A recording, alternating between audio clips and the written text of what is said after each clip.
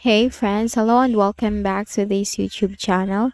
In today's another video tutorial, I'm going to share to you on how to give spacing between cells of a table in Microsoft Word, or how to put spacing in between the cells of the table in Microsoft Word. So let's go quick into the process.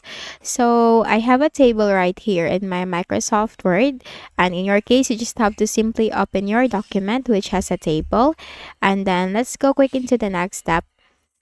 You will find from here this four arrows on the left pane of your table. Click on that, and once you select that, you will find these two tabs at the top: table design and table layout.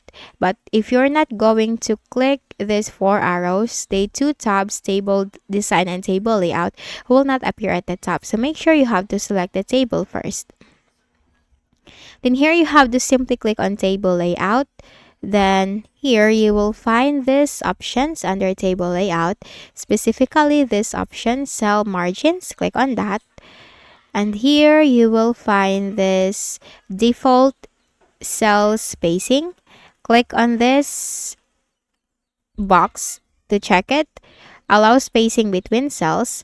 And then here, just need to simply choose your desired spacing, or the let's say for example I want to have it like this, 0.11 inches, or it's up to you. Now let's go with 1. Okay, so let's go with 1 and let's try to see, but it depends on your requirement.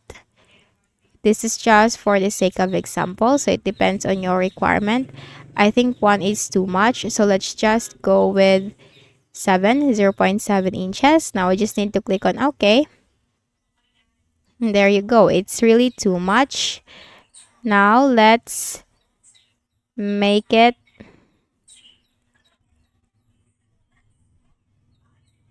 so you just have to simply click on this up arrow and down arrow to increase and decrease the size. Let's just make it 0.05 and click on OK. And that's it. As you can see, the cells has now margins. Each cells has now margin.